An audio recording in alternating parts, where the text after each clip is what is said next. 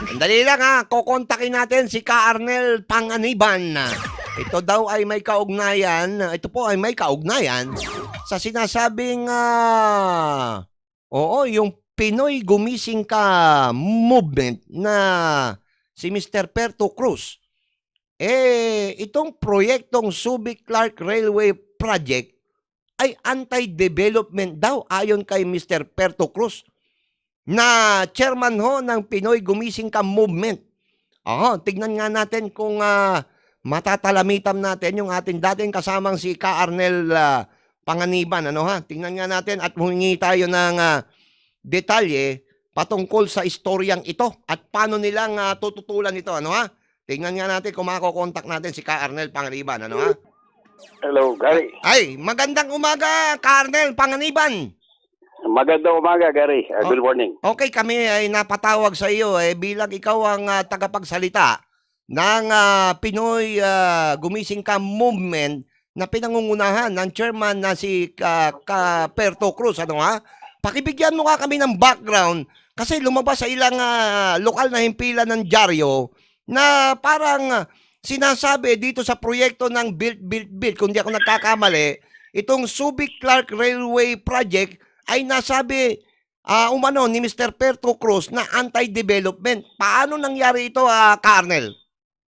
Okay, Gary, magandang umaga sa lahat ng nakikinig at nanonood dito sa programa ninyo, dito sa Action Balibago. At ito ay sa pangalan ni Mr. Perto Cruz ng Pinoy Gumising Ka Movement, na kung saan ay nabanggit nga niya itong project na ito, itong railroad project na to from Subic to Clark, ito kasi yung kung matatandaan mo, Gary, nung gawin ang SCTEX, yung Clark Subic Expressway, ay nagkaroon ng malaking impact ito dun sa kalapit na mga bayan o lugar na dadaanan ng SCTEX mula Subic papunta dito sa Clark area up to north, Yes. At kung saan ang naging economic impact nito sa mga lupain na nakapaligid dito ay napakalaki,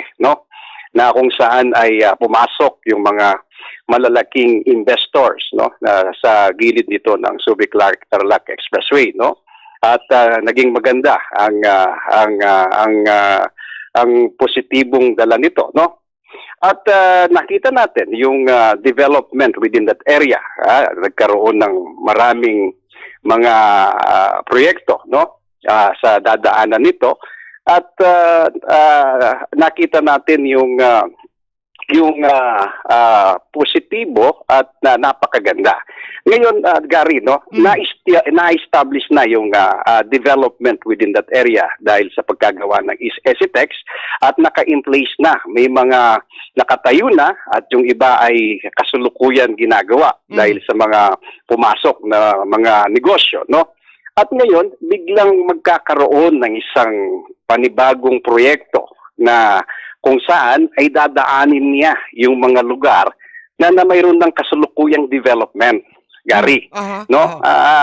Dadaan itong proyekto na sinasabi nila itong Subic Clark Railway Project, Correct. Na kung saan ay kasama sa programa ng ating pamahalaan, si Mr. Cruz ay hindi naman tumututol sa positibong dala ng anumang proyekto na makakaganda, pero dapat ay nasa tamang lugar kung saan ito ipupwesto, na hindi makakaapekto dito sa labas, Kung matatandaan mo, Gary, ang mandato ng BCD na siya yung isa sa pangunahing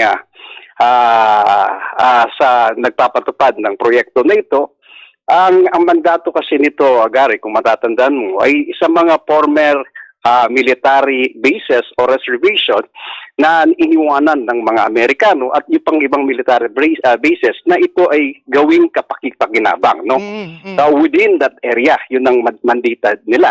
Yes. Ito ngayon, itong project na ito ay nasa labas na sa ating paningin, ay parang hindi na sakop ng BCDA, ang proyekto na to, na ito ay nasa labas na ng mga military reservation na kailangan ay dumaan sa isang sinasabi nating pakikipag-ugnayan sa mga lugar na tatamaan, no? Mhm. Tamang konsultasyon sa mga lugar na tatamaan na ipapaliwanag. Ano ba itong project na ito? Yes. At ito ba ay kailangan, napapanahon, o ito ba ay makakatulong ng malaki In sa other ating words, ekonomiya? Okay, Gary? in other words, kailangan mo nang magkaroon ng public consultation. Tama ba ako ron, Ka-Arnel? Oo, Gary, kasi ang nakikita natin, ang ginagawa ngayon ng BCDA, ay isa-isang pinupuntahan yung mga nagmamay-ari ng lupa, no? Yes. Hindi sa tingin natin ay parang hindi tama yung ganito na pamamaraan. Dapat ay ang gawin diyan ay pumunta sa local government unit kung saan yung lugar na dadaanan itong sinasabi nilang cargo train, no? Yes, yes. At ipaliwanag na kung ano ba itong proyekto na ito at ano ba ang dulot na ano ba ang maitutulong na ito, no, sa ating development dun sa area, no? At tapos ang LGU ipapatawag yung mga concerned o affected na area na dadaanan ito at ipapaliwanag ng mabuti sa kanila, no? Pero walang ganito na nangyari, no?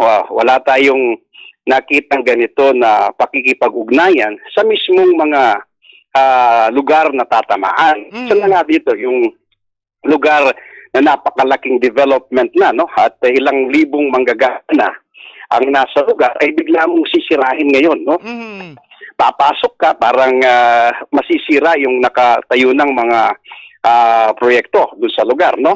At mayroon ng planong na napakalaki, no? Na ginagawa, no, na kasalukuyan ay napapakinabangan na ng napakaraming mamamayan natin, no? Kaya ito lang ang binabanggit ni Mr. Cruz na sinasabi niya, pag ganito yung pamamaraan, ay parang tayo ay anti-development, no? Yes. Itong ganito, kasamantalang mayroon ng sinasabi nating proyekto sa lugar at mayroon ng nakaplano na napakalaki na kasulukuyang ginagawa na, no? At biglang papasok dun sa lugar na mayroon ng development at mayroon ng kasulukuyang economic activities, parang ang tingin natin ay parang ito'y anti-development kung titignan mo sa puntong yon, Gary. Okay, Ka-Arnel, ano ha? Alam natin tinututulan nga natin itong sa nakikita ko, no? Tinututulan natin itong proyekto na ito. Ano ang inyong gagawing hakbang para maputol itong nasabing proyekto na ito at ano ang inyong rekomendasyon dito, Ka-Arnel?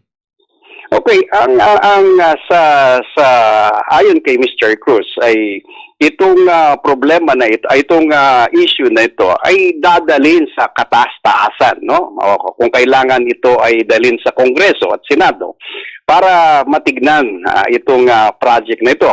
At ngayon pa lamang ay naghahanda na ang Pinoy Gumising ka Movement at iba pang mga grupo, no?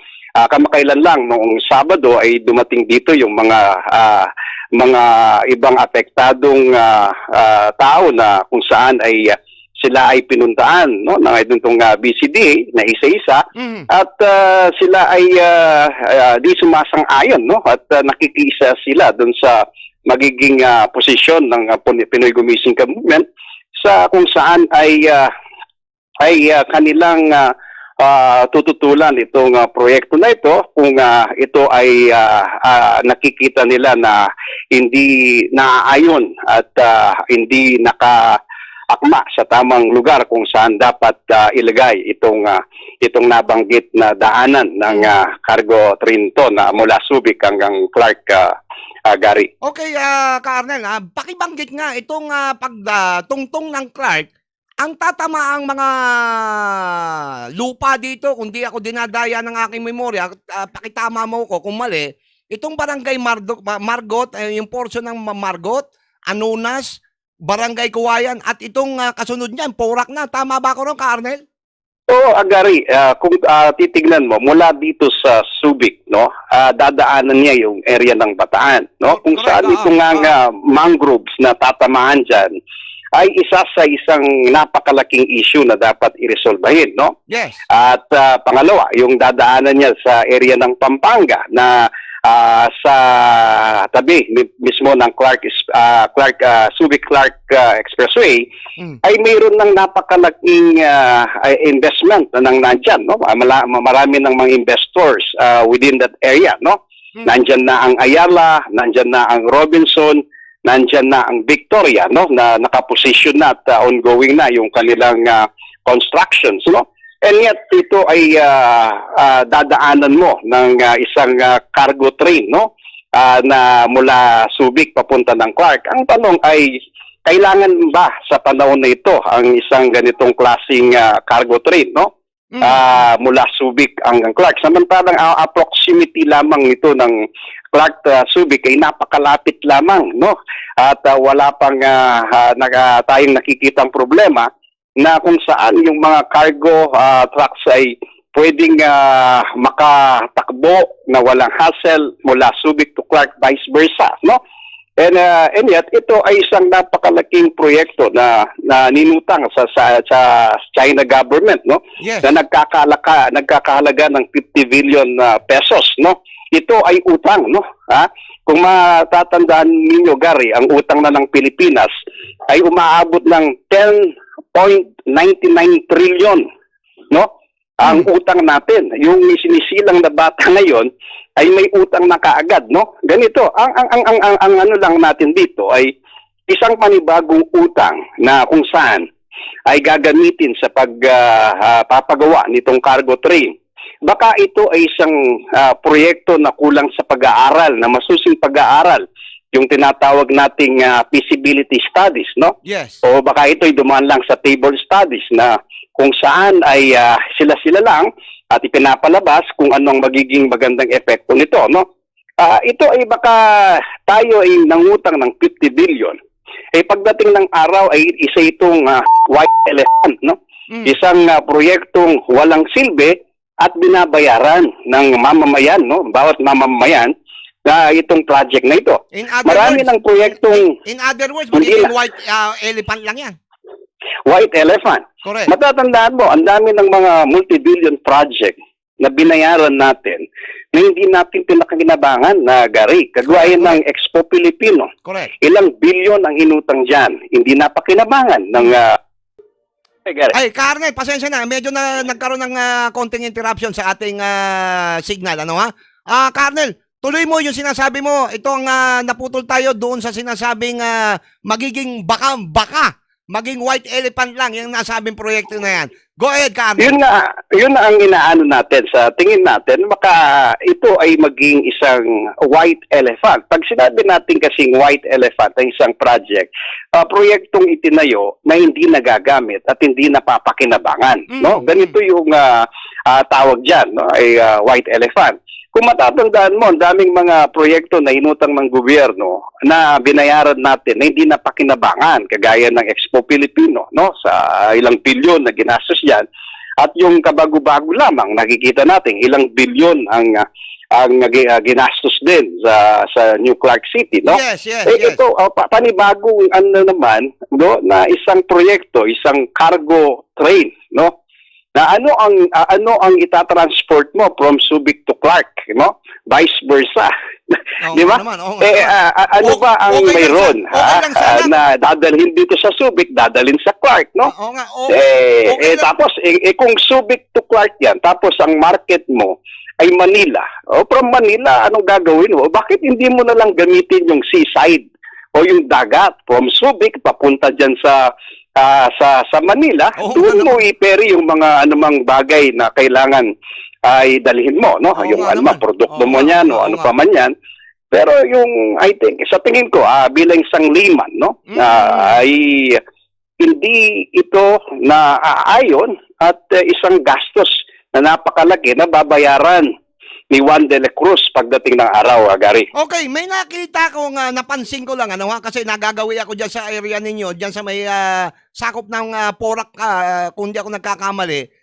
mukhang may mga tinatayo mga building diyan at syempre, alam naman natin, dinaanan ng lahar yan, Ka Arnel. Kung hindi ako dinadaya ng aking memorya, mabuhangin yan. At kung matutuloy itong nasabing proyekto na ito, kung dadaan ang tren, ay hindi ba magiging mapanganib doon sa mga building na itinatayo dyan at yung mga nakatayo na, Ka Arnel? Oo, isa nga yan, Gary, no? Yung mga lugar na dadaanan ay na itong tren na to, no, na cargo tren ay dumaan ba sa masusing pag-aaral dun sa area na dadaanan ito? Ito ba ay pwede at wala bang magiging environment impact nito or magiging delikado? O wala bang tatamaan na kasulukuyang nakatayo na at pinakikinabangan ng mga bayan sa lugar na to, no? Mm-hmm. Kagaya nito, ano bang pakinabang ng Bataan, no? Area ng Bataan kung ito ay cargo train? Ano bang pakinabang ng Pampanga kung ito ay cargo train na sinasabi natin, Gary, no? Yes. Ito ay kung saan ay hindi natin alam kasi wala itong public hearing, walang konsultasyon, Gary. Wala tayong naririnig mula sa ating mga nanunungkulan kung ano ba ang magiging positibong epekto nito sa kanila. No? Ang problema natin, Ka Arnel, lahat ng kasing nakakausap natin, ano ha? Parang ang konsepto ng iba o yung pananaw ng ibang mga leader natin, kapag sinabing Pangulong Duterte ang may proyekto niyan, yan ay built, napakahirap kontrahin, yun ang masakit. Yun nga, mahirap kontrahin sa tingin ng iba. Yes. Pero kung at the end of the day, ang mamamayan naman ang mag-suffer dito. Dito sa proyekto nito at hindi ito pakinabang, sa tingin natin, kailangan may boses tayo para magsalita. Hindi tayo tutol sa anumang proyekto na makakatulong sa mamamayan, no? Kagaya itong tayo nagpapasalamat dito sa Clark International Airport sa bagong terminal, no? Ito ay pinupuri natin ang ating Pangulo na pinagpatuloy ang proyekto na ito na pakikinabangan ng ating mamamayan na hindi lamang dito sa Angeles, Pampanga, sa buong Central and Northern Luzon ang makikinabang sa proyekto na ito na ginawa ng ating Pangulong Duterte, no? Isang legasiya na masasabi natin nagawa niya to. Pero kailangan din nating magsalita pag ang isang proyekto sa tingin natin ay makakaapekto sa mamamayan, di ba? Yeah. Kailangan nating ilabas yung boses natin. Hindi tayo kailangan matakot pag ang proyekto ay isang pabigat lamang sa ating mamamayan at yan ay gagastusin o babayaran ng ating mga mamamayan sa pamagitan ng kanilang taxes, no? Correct. Kaya ito dapat siguro ay magkaroon ng tamang pagpapaliwanag at tamang konsultasyon bago nila ito ipatupad. Bakit ngayon ka nagkikipag-consultation sa mga apektado? Patutupad mo na yung project para kailangan masusing pag-aaral, no? Bago mo ipatupad ito. Hindi yung nandyan na kung ayaw ninyo gobyerno ang makakalaban nyo, didemanda kayo ng gobyerno. Teka, Yun ang ang napansin ko pa, Ka Arnel, imbis na dumaan sila sa harapan, bakit nadaan sila sa likod? Yun nga. Yun nga sinasabi ni Mr. Cruz ng Pinoy Gumising Ka Movement. Bakit hindi na lang nila idaan sa tabi ng ECTEC na kaagapay? Bakit pupunta sa gitna na kung saan ay tatamaan yung kasulukuyang mayroon ng development, Gary? Tama. Hindi natin makita ang loika nito. Pati yung mga farmers, siyempre, may mga nililinang na lupa yan dyan, maaapektuhan yung kanilang kabuhayan. Tama ba ko ron? Tumpak ka, Gary, no? Yun ang tumpak ka, no? Bakit hindi na lang sa tabi mismo ng ECTEC, no? Baybayin yung dinadaanan ng ECTEC, doon nakaagapay ang tren. Hindi yung nasa lalayo ka sa tabi ng ECTEC, no? Pupunta ka sa pagitna. No? Hindi ko makita ang loika nito. May iniiwasan ba or bakit ganito, no? Anyway, Arnel, bago kita bitawan, lilinawin natin sa ating mga audience ngayon na ang Pinoy Gumising Ka Movement ay hindi anti-Duterte? Kasi baka ang konsepto ng mga No, nakikinig no, no. at Hindi nakikinig. kakailanman ay hindi naging Yes. anti-development ang Pinoy Gumising Ka Hindi, Movement. kasi Linilinaw natin yan. ang ibig kasi yung sabihin, nung iba, baka akala nila pag sinabing Pinoy, ang tumatanim sa utak nila, yung dating Pangulong na namayapa, si Pangulong Noynoy. No. Oh. Ito'y matagal ng organisasyon Correct, na correct, kung saan correct. ay nag-advocacy siya sa isang sinasabi nating kapaki-pakinabang na para sa mamamayan, no? Yes. Sila ay nag-advocacy sa iba't ibang issues na kung saan ay apektado ang mamamayan at ang bayan, Alright. no? Anyway, Ito ay tayo ay hindi anti-development, pro-development tayo. Yeah. Yung magagandang nakikita natin ay ating sinusuportahan, no? Sinusuportahan ng Pinoy Gumising Ka Movement, lalong-lalo na kung ito ay kabubuti ng bawat mamamayan, no? At kabubuti ng ating bansa. yun. Anyway, bago kita bigyan ng huling pananalita sa ating mga nakikinig, sana ay makakuha namin sa mga susunod na araw kung ano ang mangyayari sa nasabing issue na ito, Colonel. Nasa iyo ang magandang pagkakataon ngayon. Baka may mensahe ka sa ating mga nakikinig at nanonood dito sa Aksyon Balibago, Gawin ang Tama. Colonel, go ahead. Okay, Gary, uli, sana ay makapanayan din ninyo yung mga local government unit na apektado or within that area natatamaan ang kanilang lugar, no? Okay.